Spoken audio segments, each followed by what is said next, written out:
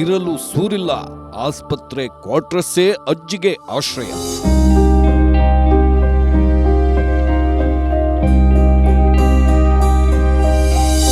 ಹಿರಿಜೀವದ ನೋವಿನ ಕಥೆ ಎಳೆ ಎಳೆಯಾಗಿ ತೋರಿಸಿತ್ತು ನ್ಯೂಸ್ 18. ದುಡಿಯಲು ಶಕ್ತಿ ಇಲ್ಲ, ಹೊಟ್ಟೆಗೆ ಹಿಟ್ಟಿಲ್ಲ, ಸೂರಿಲ್ಲದೆ ಆಸ್ಪತ್ರೆ ಕ್ವಾರ್ಟರ್ಸ್ ನಲ್ಲೇ ವೃದ್ಧೆ ಆಶ್ರಯವನ್ನ ಪಡ್ಕೊಂಡಿದ್ದಾರೆ. ಕೀಳೆ ಎಲ್ಲರ ಮಾಡ್ಕೊಂಡು ಹೋಗ ಭಿಕ್ಷೆ ಬೇಡ್ಕೊಂಡು ಉಳಿತಿದೆ, ಕೀಳಿ ಕಾಟಾಗ ಉಳಿದಿದೆ.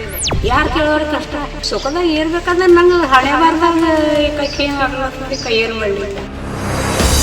ಅಜ್ಜಿಯ ಸಹಾಯಕ್ಕೆ ಅಧಿಕಾರಿಗಳ ತಂಡ ದೌಡು. ಉಪ ತಹಶೀಲ್ದಾರ್ರಿಂದ ಸಕಲ ಸೌಲಭ್ಯದ ಭರವಸೆ. ಸದ್ಯ ವರದಿ ಬೆನ್ನಲ್ಲೇ ದೊಳಗಾಪುರ ಗ್ರಾಮಕ್ಕೆ ಬಾಲ್ಕಿ ಉಪ ತಹಶೀಲ್ದಾರ್ ನೇತೃತ್ವದ ತಂಡ ಭೇಟಿಯನ್ನು ಕೊಟ್ಟು ವೃದ್ಧೆಯ ಸಮಸ್ಯೆಯನ್ನು ಕೇಳಿದ್ದಾರೆ. ಬಳಿಕ ದಾಖಲೆಗಳನ್ನು ಪರಿಶೀಲನೆ ಮಾಡಿದ್ದಾರೆ.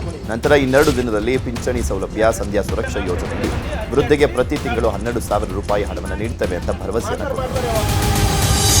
ಹಸನಾಯ್ತು ಅಜ್ಜಿ ಬದುಕು. News 18 big impact.